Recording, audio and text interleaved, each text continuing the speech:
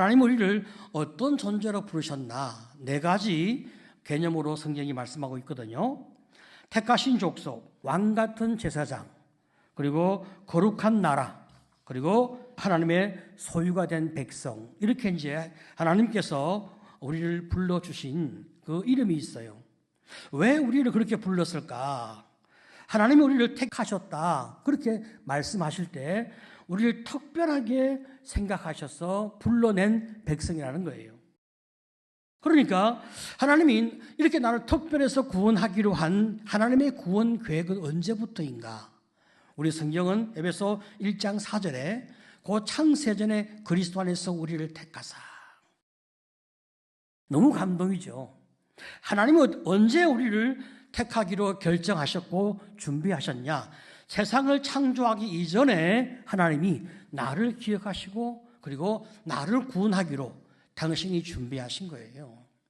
여러분, 그러니까 우리는 우연히 태어난 존재가 아니고 하나님의 마음 가운데 있었고 하나님의 뜻 가운데 있었고 참으로 주님의 은총 가운데서 참 우리가 준비되어 있다가 하나님이 보내신 이때에 우리가 태어난 주님의 자녀란 말이죠. 자, 이런 우리가 하나님의 택하신 백성이다. 택하신 자녀다. 여러분, 행복한 성도가 되시기를 축복합니다. 두 번째, 왕같은 제사장이 이제 우리의 모습인데요. 사실 이 모델은 예수님의 모델인 거예요. 예수님께서 우리 인류의 죄를 대신 짊어지고 그리고 우리를 위해서 희생하셨고 또 우리가 구원받고 주님 안에서 형통하도록 하기 위해서 주님이 우리를 위해서 중보기도 하시는 영원한 대제사장이신 예수, 바로 그분이 이제 우리의 진정한 모델이 되어지는 거예요. 하나님께서 우리를 어떻게 불렀나? 왕같은 제사장으로 불렀는데 대제사장의 진정한 모델은 우리 예수님이니까 참으로 우리가 주님 안에서 복되게 은혜를 입은 거죠. 여러분, 우리는 그러면 예수를 모델로 삼고 사니까 예수님은 당신의 유익을 위해 살지 않았잖아요. 예수님은 우리의 유익을 위해서 사셨습니다. 예수님은 백성의 죄, 인류의 죄를 짊어지고 이 땅에 오셔서 그들을 사랑함으로 희생하셨어요. 예수님께서 우리에게 그런 길을 걸어가 달라 부탁하는 거죠. 제가 믿음이 어릴 때는 말이죠, 그런 말씀 듣게 되었으면 참 마음에 부담이 되었거든요. 아마도 여러분 가운데서 부담이 되는 분이 있을 거예요. 그런데 사실은 그렇지 않습니다. 하나님께서 우리에게 어떤 사명을 주실 때는 사명을 감당할 수 있는 능력과 인격과 실력과 재정과 그리고 모든 뒷받침을 다 해주시면서 우리에게 사명을 부여하시기 때문에 내가 예스라고 수락하면서 그 길을 걷게 되어지면 상상할 수 없는 하나님의 은혜가 우리의 삶에 임함을 믿으시기를 축복합니다. 아멘. 자, 그래서 이제 우리는 참 인류의 그 죄를 짊어진 예수님처럼 우리가 백성의 짐을, 백성의 그 어려움을 짊어지고 가족의 어려운 짐을 짊어지고 우리 시대에 여러 많은 사람의 어려운 짐을 짊어지고 주님을 따라 그 길을 가려고 하는데, 그런데 우리가 단순한 제사장이 아니라 왕 같은 제사장이거든요. 왕은 통치자 아니겠습니까? 그러니까 우리는 단순하게 세상의 짐만 짊어지고 가는 사람이 아니라 세상의 모든 사람들 통치하며 이끌고 다스리고 그들을 경영해 가는 그런 능력을 입은 주님의 사람들이다. 이것이 성경이 우리에게 말씀하고 있습니다. 그렇기 때문에 우리는 당당하게 그들을 어떻게 이끌어 갈 것인지, 어떻게 그들을 관리해 갈 것인지, 어떻게 그들을 주님의 나라로 참으로 통치해 갈 것인지를 생각하면서 살아가는 이런 삶의 축복들을 함께 누리는 성도가 되시기를 축복합니다. 아멘. 세 번째는 우리가 어떤 별명이 있습니까? 거룩한 나라. 그렇게 말씀하고 있잖아요. 여러분, 거룩이라고 하는 것은 구별되었다, 이런 뜻을 가지고 있습니다. 우리는 세상과 구별되어진 사람이잖아요. 그러니까 세상 사람과 다른 생각을 가지고 있고 다른 마음을 가지고 있고 다른 삶을 살고 있으며 다른 가치관을 가지고 있는 거예요. 우리는 분명히 이 땅에 속해 있기는 한데 세상의 가치관을 따라가지 않는 하나님의 사람들이란 말이죠. 그래서 우리는 이 세상의 가치관인 돈이 전부다, 권력이 전부다다, 그리고 쾌락이 전부다다라고 하는 세상 사람의 모든 가치관에 대하여 따르지 아니하고 우리는 그 길을 걷지 않는 거예요. 우리는 주님 나라의 가치관을 가지고 삽니다. 여러분, 하나님 나라 가치관에서 가장 중요한 핵심이 무엇이냐? 그렇게 묻는다면 하나님의 사랑, 아가페거든요. 이게 핵심적 가치예요. 이 땅에 많은 사람들이 사랑을 원하고 있는데 실제로 사랑에 갈급하고 사랑에 굶주립니다. 왜 그랬을까요? 이 땅에 많은 사람이 먹는 사랑은 하나님의 아가페가 아니고 오염된 사랑, 타락한 자기 중심적인 사랑, 이기적인 사랑, 조건적인 사랑, 이런 사랑 때문에 이 땅에 많은 사람이 사랑을 먹어도 만족할 수 없고 더 기갈에 빠지게 되어지는 거예요. 사랑이 있으면 하나님의 아가페 그 참 사랑을 받게 되어지면 사람이 치료되어지고 회복되어지게 되어 있어요. 여러분, 아이가 말이죠, 부모의 그 진실한 사랑, 그 순수하고 참된 아가페 사랑을 아이가 확인하면요, 아이의 인격과 성품과 가치관이 한순간에 달라집니다. 우리가 하나님의 그 사랑을 입게 되어지면 인생이 달라지는데 자꾸 우리가 이제 그 사랑을 놓치고 그리고 그 사랑을 잃어버리고 더 나아가서 세상의 오염된 사랑과 하나님의 사랑을 섞어버리기 때문에 우리의 삶에 여러 가지 많은 어려움이 동반되어집니다. 그렇기 때문에 우리는 하나님의 사랑, 순결하고 그 진실한 사랑, 우리가 그 사랑을 회복하고 그 사랑을 바라보고 살아가는 삶의 길을 걸어갈 때 우리의 인생이 행복하고 우리의 삶이 날마다 멋진 삶을 살게 되어지는 줄 믿으시기를 축복합니다. 자, 그 다음에 이제 네 번째, 하나님의 소유된 백성이잖아요. 자, 여러분, 우리가 누구의 소유입니까? 우리는 말이죠, 하나님의 소유이거든요. 하나님이 우리를 지배하시도록 우리가 우리 자신을 드리려고 하는 거예요. 누가 우리를 지배하려고 하면 우리는 사실 두려워합니다. 그래서 우리 저항하고 맞서려고 그래요. 그런데 예수의 사랑을 아는 사람은 하나님께 나를 드리려고 하는 거예요. 나를 맡기려고 하는 거예요. 사실 이 땅에 많은 사람들은 물질의 지배를 받고 사람에게 지배를 받고 쾌락의 지배를 받고 욕망의 지배를 받습니다. 그러니까 실제로 내가 나의 삶을 사는 것 같이 보이지만 그러나 그렇지 않아요. 이 땅에 많은 사람들이 물질과 혹은 참 병든 사람과 혹은 쾌락과 욕망의 지배를 당하며 소유를 당하고 있는 거예요. 우리는 하나님이 우리를 소유하도록 우리를 드리려고 하는 거예요. 왜? 너무나 그분이 인격적이고 너무나 그분이 이타적이고 너무나 그분이 우리만을 위한 그런 사랑을 하시기 때문에 우리는 하나님께 우리 자신을 다 드리려고 하는 거예요. 하나님 말이죠, 우리를 소유하기에 적절한 분이니까 그분은 우리를 위해서 자기 목숨을 내어줄 만큼 우리를 사랑하시니까 우리 그걸 아니까 주님께 우리 자신을 다 드리려고 하는 거예요. 그래서 우리가 마음을 다하고 목숨을 다하고 뜻을 다하고 힘을 다하여 하나님을 사랑하려고 하는 거예요. 그런데 여러분, 우리가 있잖아요, 진짜 누구를 사랑해서 누구한테 내 인생을 맡기면 그 사람이 나를 이렇게 관리하기에 부담스럽지 않겠어요? 우리 자신이 주님께 나를 다 맡겼어. 하나님도 우리를 맡으시면 부담스러울까? 그렇지 않죠. 그분은 전능하신 하나님이시니까. 우리를 위해서 그분이 우리를 맡아주고 우리를 소유해주고 그분이 우리를 위해서 그렇게 우리 자신을 그분이 안아가시는 거예요. 참 이 얼마나 놀라우신 하나님의 은혜입니까? 우리가 이렇게 주님 앞에서 은혜를 입은 사람들이란 말이죠. 그걸 우리 성경은 택하신 족속, 왕같은 제사장, 거룩한 나라, 그의 소유가 되어진 백성, 그렇게 이야기하고 있습니다. 자, 그렇다면 우리에게 이렇게 고결하고 참 고귀한 신분을 주신 또 하나의 목적이 있는데 그게 또 뭐냐? 우리 성경 2장 9절은 이렇게 말씀하고 있어요. 이는 너희를 어두운 데서 불러내어 그의 기이한 빛에 들어가게 하신 이의 아름다운 덕을 선포하게 하려 하심이라. 자, 여러분, 아름다운 덕을 선포하는 그 일에 하나님 우리를 또 쓰시려고 우리를 또 주님이 불러주신 거예요. 우리가 이 선포하는 거 참 얼마나 놀랍습니까? 이 선포는 말이죠. 어떤 것을 선포를 하느냐? 9절에 아름다운 덕을 선포하는 거예요. 그 아름다운 덕이 뭡니까? 예수 그리스도의 십자가. 우리를 위해서, 당신을 위해서 희생하신 예수의 십자가. 그게 가장 아름다운 덕인 거예요. 그걸 우리가 자랑하고 그걸 우리가 소개하려고 하는 거예요. 여러분, 인류가 말이죠. 이것을 알 권리가 있어요. 이것은 생명의 문제고 구원의 문제고 영원한 심판의 문제이기 때문에 인류는 이것을 알 권리가 있는 거예요. 고지하지 않고 하나님이 심판해버리면 그 사람들이 억울할 수 있잖아요. 여러분, 경찰이 말이죠. 범인을 체포하기 전에 권리를 말해줍니다. 이런 권리를 미란다 원칙이라고 이야기하거든요. 당신은 묵비권을 행사할 수 있으며 당신이 한 발언은 법정에서 불리하게 사용될 수 있습니다. 당신은 변호인을 선임할 수 있으며 질문받을 때에 변호인에게 대신 발언하게 할 수 있습니다.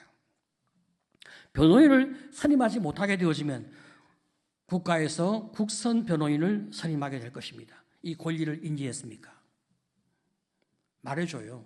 민주사회에서 우리 참 많이 우리가 듣고 본 내용들입니다. 그러면 하나님이 세상 사람들을 심판에 던지기 전에 그들에게 영적 권리를 알려주라고 우리를 부르신 거예요. 왕이면 왕다운 사명을 감당해야 존경을 받고 지지를 받지 않겠어요? 그리고 축복을 누리지 않겠어요? 하나님은 우리를 왕다운 제사장으로 세웠기 때문에 영적인 원칙을 말해줘라.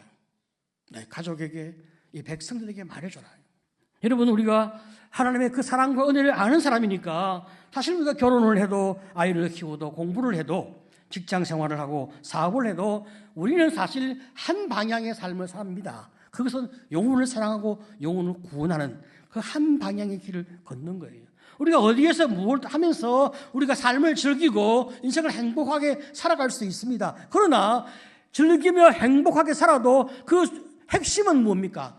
영혼을 사랑하고 영혼을 구원하기 위해서 우리의 생각을 놓지 않는 거예요. 여러분, 우리가 우리 자녀를 향하여 우리 부모가 가진 막강한 힘이 있기 때문에 그들을 뒤흔들 수 있고 그들을 내 마음대로 부려먹을 수도 있습니다. 그런데 우리가 그렇게 하지 아니하려고 합니다. 우리가 말이죠, 다른 사람들, 우리가 어떤 권력이 있고 힘이 있으면 그들을 부리고 그들을 휘두르고 그들을 내 마음대로 조정하고 싶은 욕구가 있어서 그렇게 할 수도 있어요. 그런데 우리는 그렇게 하려고 하지 않습니다. 왜요? 우리 하나님이 우리를 구원하신 그 사랑을 알기 때문에, 그 사랑을 나타내라 말씀하신 그 지고 지순한 명령 때문에 우리가 그 길을 가려고 하는 거예요. 그래서 낮아지고 섬기려고 하고 사랑을 베풀려고 하는 거예요. 또 더 감사한 것은 우리가 그 방향으로 인생 삶을 살아가면 살아갈수록 하나님 우리에게 더 놀라운 은혜를 허락하시니까 우리가 또 그 길을 기쁘게 걸어가려고 하는 겁니다. 여러분, 바로 이런 하나님의 사랑을 깊이 느끼고 그 사랑을 경험하며 알도록 돕는 목회가 상담 목회라 이 말입니다. 그러면 이 상담 목회는 여러분 제가 틀을 짠 거예요. 다시 말하면 심수명이가 만든 상담 목회라 이 말입니다. 일반적으로 많은 상담자들이 있고 목사 상담자도 있지만 이런 방식과 이런 틀과 이런 중심의 성경적 가치관을 가지고 세팅되어서 목회를 하는 사람은 없습니다. 저는 그것을 더 많이 전파하고 싶은 거예요. 왜? 하나님이 성경 안에서 완벽하게 우리에게 이거 다 제시하는 거예요. 여러분 있잖아요. 이 심리학자 중에 아주 유명한 로저스라고 하는 심리학자가 있습니다. 이 사람이 원래 신학생이었어요. 근데 어느 순간에 신앙을 버리고 이제 인본주의 길로 가면서 이 사람이 내담자 중심 상담, 인간 중심 상담 이런 체계를 만들어서 전 세계 많은 사람에게 감동을 준 사람이 됐어요. 이 사람이 말한 상담 내용은요, 예수님이 하신 내용이에요. 근데 이 사람이 상담 체계를 세우면서 예수를 다 뺐어요. 다 빼고 자기가 닥터를 만든 거예요. 인간에 대한 존중, 공감적 이해, 영혼에 대한 진실성, 예수님이 다 하신 거거든요. 성경이 완벽하게 그걸 우리에게 말해주고 있어요. 그런데 그것을 그렇게 체계적으로 만든 사람이 너무 없어서 저는 안타까운 마음을 안고 어떻게 이것을 체계화할 수 있을까 고민하게 되었습니다. 여러분, 목회자는 말이죠, 하나님의 사랑의 대리자로서 성도들에게 하나님의 사랑을 알게 하고 그 사랑이 내 가슴에 와 닿도록 그렇게 느끼게 해야 성도들이 하나님을 신뢰하고 나를 하나님께 맡길 수가 있는 거예요. 그때부터 신앙의 역사가 시작되거든요. 자, 그러니까 이 길을 걷는 이 목회자가, 사랑의 목회자가 이 길을 걷게 되는 거예요. 그래서 이제 오늘 제가 이제 언론 목사 초대도 받았고 또 이번 주제가 상담 목회를 우리가 돌아보는 또 이 과정이니까 저의 이야기를 잠깐 하겠습니다. 저는 이제 저희 아버지가 저를 미워하고 학대해서 저는 참 사랑에 결핍된 사람으로 그렇게 살아왔죠. 여러분 아시는 바대로 제가 또 책에서 많이 이야기했고 간증도 했죠. 그런데 제가 20대에 예수를 만났습니다. 그 하나님의 진실한 사랑과 뜨거운 사랑에 감동을 받고 제 인생이 이렇게 뒤집어지게 된 거예요. 사랑이 확인되니까요. 하나님의 사랑이 확인되어지니까 내 안에 있는 모든 상처가 한순간에 치료가 되는 것 같은 감동이 있었어요. 그래서 너무 감사하고 너무 감격스러우니까 주님, 제가 어떻게 살까요? 이렇게 묻게 되었어요. 그때 하나님께서 내가 너한테 준 사랑을 너도 전하는 목회자가 되라. 그렇게 이야기했어. 저는 정말 자격이 없는 사람이지만 하나님이 명령하신 그 부르심에 순종하려고 저는 몸부림치며 살아오게 되었습니다. 하나님이 저에게 말씀하신 것은 저는 사랑에 결핍된 자이니까 하나님의 아가페를 내게 부어주신 그 하나님께서 내가 너에게 부어준 그 아가페를 너도 다른 사람에게 베풀어 보라. 그렇게 명령하시니까 저는 사랑의 목회자가 되려고 굉장히 많은 노력을 하게 되었습니다. 그런데 저는 인간관계에서 사랑을 받아본 경험이 없다 이 말이죠. 저희 어머님이 어릴 때 저를 아주 사랑했지만 어머님의 일방적인 사랑이지 어머님과 제가 사랑의 교통이 있어서 사랑의 기술을 전수받은 건 아니거든요. 제가 인식할 만한 때 아버지가 저를 이제 학대했으니까 저는 사랑의 교류를 해본 적이 없는 거예요.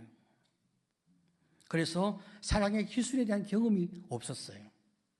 하나님이 나를 사랑하셔서 사랑의 진심은 내 안에 꽉 차 있는데 이걸 어떻게 나눠야 될지, 사람을 어떻게 섬겨야 될지를 잘 모르니까 내 진심만 가지고 사람에게 다가서니까 자꾸 문제가 생기고 갈등이 생기는 거예요.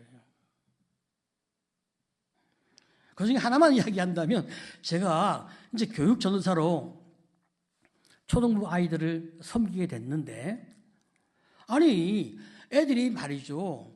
생일을 굉장히 중요하게 생각하고 막 생일 때 잔치도 하고 사람도 오라 그러고 저보고 왜 생일을 안 챙겨주냐고 막 화를 내고 그래요. 근데 저는 한 번도 생일을 챙겨 받아본 적이 없어서 생일이 그렇게 중요한지 몰랐어요. 제가 결혼하고 난 다음에 제 아내가 처음으로 제 생일 때 생일밥을 차려줘서 너무 어색하고 너무 낯설었습니다. 그리고 다시는 이런 거 하지 말자 그랬어요. 너무 쑥스러웠어. 그런데 아이들은 그걸 자연스러운 삶의 방식으로 받아들이니까 제가 그 아이들을 사랑하고 그들에게 가까이 가려고 하면 그들이 원하는 방식으로 살아야 되겠더라고요. 그래서 저는 다 이해가 안 됐지만 자원에 이제 아이들이 원하는 삶을 살아보려고 노력을 하게 됐는데 근데 그게 모든 걸 제가 다 이해하고 다 그렇게 할 수 없잖아요. 그냥 삶이 자연스럽게 사랑의 어떤 교류가 있어야 되고 사랑의 기술로 사람들을 챙겨야 되는 이런 것이 나타나줘야 되는데 그게 저는 안 됐으니까 너무 좌절이 되고 너무 실망이 되고 너무 힘들어서 나는 이 길이 맞지 않는 사람인가 보다 하는 마음이 들어서 그래서 이제 절망하고 있는데 하나님이 저에게 주신 깨달음이에요. 네가 사람을 모른다. 너는 성경을 많이 알고 하나님을 많이 묵상해서 많이 알지만 사람을 모른다. 그래서 참 제가 너무 놀라서 사람을 아는 공부를 하기 시작한 거예요. 그래서 심리학과 상담의 공부를 하기 시작했습니다. 여러분, 아버지가 말이죠, 자식을 사랑한다라고 할 때 대화만 하면 사랑하는 겁니까? 아니거든요. 아버지는요, 돈을 벌어와야 되고, 그래서 자식을 잘 먹이고, 잘 입히고, 공부도 시키고, 아프면 병원으로 데리고 가야 되고, 문제가 생기면 해결도 해주고, 그리고 여러 많은 인생의 뒷받침을 해주는 존재가 아버지고 부모가 아니겠습니까? 제가 사랑의 기술을 쭉 훈련받고 인간을 이해하게 되어지니까, 한 사람에게 이런 많은 도움이 필요하구나. 그럼 우리 성도들에게도 이런 도움을 줘야 되겠구나 라고 깨달아지기 시작했어요. 그래서 영적인 부모 같은 마음으로 성도의 전인격을 돕는 그런 목회를 이제 구상하게 된 거예요. 영적인 돌봄뿐 아니라 어떻게 인생의 삶의 어려운 문제를 풀어낼 수 있는가, 그것도 지원하는 목회를 해야 되겠구나. 그래서 개인의 문제, 부부의 문제, 자녀의 문제, 가족의 문제, 직장의 문제, 사회에서 겪는 여러 가지 많은 어려움의 문제, 경제적인 힘듦, 질병으로 인한 고통, 이 모든 것에 대하여 어떻게 도와야 하는지, 어떻게 함께 해야 되는지 이제 그것을 훈련하고 적용하기 시작했어요. 물론 제일 중요한 것은 영적인 돌봄이죠. 그러니까 또 저는 목사니까 다른 그 어떤 것보다 저는 이제 설교 준비에 최선을 다해서 열심히 말씀을 전하게 되었어. 이번 단체도 제가 21번 이렇게 성숙이라는 초점을 두고 설교를 하게 된 거죠. 참 놀랍게도 한 방향의 테마를 가지고 21번 계속 설교를 하면 사람들의 패러다임이 바뀌거든요. 성숙에 대해서 평소에 고민을 안 해본 분들이 성숙에 대한 생각을 하기 시작하는 거예요. 우리가 그래서 그동안에 계속 이렇게 단체를 하면서 영적으로, 인격적으로 성장하는 이런 목회를 함께 해온 것은 너무나 큰 기쁨이고 너무나 큰 감동이죠. 더 나아가서 성도를 잘 훈련하기 위해서 또 이제 설교만 갖고는 안 되거든요. 설교는 마치 대공포와 같아서 그냥 우리 아군이 적진에 상륙하기 전에 군함에서 포를 쏘아야 되는 거예요. 포탄에 맞아서 죽는 적군도 있지만 포탄이 심하면 심할수록 땅굴 속으로 깊이 들어간단 말이죠. 그러니까 그들을 찾아내는 것은 뭡니까? 이제 아군이 상륙해서 하나하나 그걸 끌어내야 되거든요. 그걸 사살을 해야 되거든요. 우리 안에 있는 여러 많은 문제, 숨어있는 문제, 아픔들, 상처들, 어려움들, 왜곡된 것들이 너무나 많이 있잖아요. 그걸 찾아내서 하나씩 하나씩 해결을 해줘야 하나님의 사람으로 건강하고 행복하게 살아갈 수가 있거든요. 그래서 좋은 도구를 많이 개발해야 되는데 좋은 도구가 없으니까 정말 열심히 연구를 하게 되어서 제자훈련 교재나 혹은 인격적 신앙훈련 교재나 캠프 때마다 또 여러 많은 교재를 만들게 되었고, 그래서 제가 한 50여 권의 책을 쓰게 되었습니다. 이런 과정을 통해서 정말 너무 행복하게 살아왔고 너무 참 다할 수 없는 축복의 삶을 누려온 것은 하나님 주신 은총이었어요. 설교할 때도 말이죠, 하나님이 주시는 이 하나님의 마음을 제가 대신 전달하니까 하나님이 제게 임재하잖아요. 그러니까 제가 설교자로서 누리는 기쁨이 참 크죠. 그런데 더 나가서 이제 인격적 신앙 훈련이나 제자 훈련이나 이런 이제 성도들과 같이 말씀을 나누게 되어지면 실제로 그들의 삶의 문제를 이야기하잖아요. 경청하고 만져주고 위로하고 문제를 또 해결해주고, 그리고 그들이 변화되어지는 삶의 모습을 현장에서 확인할 수 있잖아요. 너무 큰 축복이죠. 하나님의 사랑을 입은 목회자가 사랑의 대리자로서 성도를 사랑하고 잘 섬길 때 그 성도가 자기를 섬겨주는 영적 멘토들을 통해서 하나님을 만나게 되는 거죠. 하나님이 나를 위해서 이분들을 이렇게 세우셨고 사용하시는구나. 감동이 있잖아요. 이 과정에서 우리 성도들이 하나님의 사랑을 더 많이 믿고 그 사랑 안에서 자기를 자꾸 발견하면서 자기의 그 악은 회개하고 버리고 믿음 안에서 점점 자기를 세워가는 삶의 모습이 만들어지게 되어지니까 자존감이 회복되어지고 자상이 신적 자상으로 건강해지고 삶의 자신감을 가지게 되어지고 당당하게 세상을 살아가는 그런 모습들이 점점 더 많이 보여지니까 얼마나 행복한 인생의 길을 제가 걸어왔겠습니까? 그러면 저의 목회에 어려움이 없었냐? 그렇지는 않았죠. 여러분 언제나 기쁨이 큰 만큼 또 비례하여 어려움은 항상 따라오는 법입니다. 그걸 이제 잘 극복해내는 거죠. 제가 지난날 이 34년 동안 목회하면서 어떤 것이 참 힘이 들었나 이렇게 생각해 보게 되어지면 직업적인 목사로 저를 오해하는 거예요. 과거에 어떤 목사님들로부터 상처받으신 분들이 저도 그렇게 보는 거예요. 그러니까 목사로서의 저의 진심, 사랑을 나누려고 하는 그런 하나님의 종으로서의 저의 진심이 전달이 안 되는 거예요. 사실 여러분 의사가 아무리 좋은 약을 주려고 해도 그 사람이 먹지 않으면 병은 치료되어지지 않잖아요. 많은 오해가 있으니까 진실하게 수용하지 않죠. 그 과정에 어려움들이 참 많이 있었죠. 하지만 제가 변함이 없는 한 마음으로 같은 자세로 일관성 있게 계속 똑같은 길을 걷게 되어지니까 어느 순간 점점 마음을 열고 그리고 하나님이 주시는 그 은혜를 받고 또 그분의 마음 가운데 있는 아픔들이 해결되어지면서 더 영적으로 성장하는 이런 일들이 있게 되어진 것은 너무나 큰 축복이죠. 여러분 부모가 말이죠 아무리 자식을 사랑하려고 해도 자식이 어떤 오해가 있어서 부모를 이상하게 쳐다보기 시작하면 부모가 주는 모든 것들에 대하여 이 자식은 점점 더 엇나가게 되는 거예요. 그런데 부모는 얘가 왜 그런지 그리고 또 어떤 오해를 하고 있는지 몰라. 그러니까 풀어줄 수가 없는 거예요. 또 이제 받은 오해가 이제 저를 돈을 밝히는 목회자 또 그렇게 생각하는 분들이 또 있었어요. 과거에 그런 목사님들이 있었으니까 또 저를 그렇게 오해할 수도 있잖아요.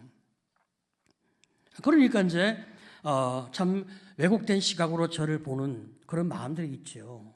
이런 것도 이제 시간이 지나면서 자꾸 해결되어지는 거예요. 왜? 제가 한 길을 변함이 없이 걸어가니까 그런 오해가 자꾸 거치게 되는 거죠. 그 다음에 또 이제 어떤 어려움이 있었냐 생각해 보게 되어지면 한 15년 전에 우리가 2번 건축했는데 첫 번째 건축은 그렇게 크게 어렵지 않았는데 우리가 여기 예배당 건축할 때 참 많이 어려웠죠. 그래서 이제 제가 이제 그 당시 빚이 좀 많았으니까 걱정이 많이 됐단 말이죠. 하나님이 해결해 주신다고 약속을 받았어요. 그런데도 사람인지라 저도 걱정과 불안과 염려가 일어나지 않습니까? 참 하나님이 이것도 은혜를 주셔서 참 이렇게 순조하게 다 해결하게 하시고 더 하나님을 의지하도록 하기 위해서 이제 조금은 남겨놓으신 것 같아요. 저는 감사하게 생각해요. 교회가 돈을 쌓아두면 반드시 타락합니다. 그래서 우리는 더 많은 선교 사업을 하고 더 많은 선한 일들을 하는 것이 주님의 나라에 합당하죠. 여러분 34년 하나님의 은혜 가운데서 참 제가 이렇게 목회를 해온 것 하나님 주신 방향에 따라서 순종하면서 살아올 수 있었던 것 너무 큰 감사와 너무 큰 감격이에요. 자, 이를 위해서 우리 장로님이 정말로 헌신적으로 저를 도와주셨고 또 여러 많은 우리 성도들이 함께 해주었고 또 우리 목자들이 참 최선을 다해서 같이 섬겨준 그런 섬김 때문에 저희 교회가 이렇게 아름다운 교회로 성장하고 부흥한 것이 아닌가 하는 참 마음의 감동이 있어요. 여러분 영적 기쁨, 성도가 성장하는 기쁨, 성도가 예수를 닮아가는 기쁨, 성도가 행복하게 사는 그 기쁨을 맛보는 것만큼 여러분 목사가 더 기쁜 게 어디 있겠어요? 여러분 성숙함의 길은요 이까지 왔으면 됐다 이런 졸업이 없습니다. 사도 바울이 졸업했습니까? 아닙니다. 그런 믿음이 굉장히 성숙한 어느 시점에서 그럼 뭐라고 외칩니까? 나는 아직 달려갈 길을 다 달려가지 못했다고 고백합니다. 우리가 성숙함을 놓는 그 순간 사람은 이제 흔들려지게 되거든요. 하지만 우리가 쭉 성숙의 길을 가는 과정 속에서 여러분 힘들 수 있잖아요. 그런데 어느 정도 단계에 오르게 되어지면 그 힘든 것이 작아지고 매 순간 감동과 기쁨과 감격만 남아요. 내가 살아가는 삶의 패턴이 만들어지거든요. 영혼을 사랑하고 섬기고 관계 맺고 말씀 전하고 사랑으로 함께 관계를 만들어가는 이 패턴이 내 안에 만들어지기 때문에 성숙한 길을 가는 것이 나중에는 어렵지 않습니다. 아직 그것이 내 것이 다 소화가 되기 전까지는 어렵죠. 그러나 그게 소화가 되어지고 난 다음엔 내 삶에 이제 감동이 나타나기 시작한단 말이죠. 여러분, 이보다 더 행복한 길이 어디 있겠어요? 사람을 사랑하고 사람을 구원하고 그리고 영원한 나라를 바라보고 함께 그 길을 가는 여러분, 이 여정만큼 더 감동이 있는 길이 어디 있겠습니까? 여러분, 영원한 것은 사람의 영혼밖에 없어요. 이 땅은 다 불타 없어질 거예요. 영원한 것은 사람의 영혼이에요. 그 영원함을 위하여 우리가 이 길을 걸어가는 것. 그래서 진실하게 배우자를 사랑하고 진실하게 자식을 사랑하고 진실하게 성도를 사랑하고 진실하게 내 직장에 있는 사람들을 사랑해 보려고 애쓰는 그 길은 너무나 값진 그 길인 거예요. 하나님, 내가 그 길을 끝까지 가다가 주님의 나라에 안식하게 하소서. 이것이 우리 모두의 고백 되시기를 간절히 축복합니다.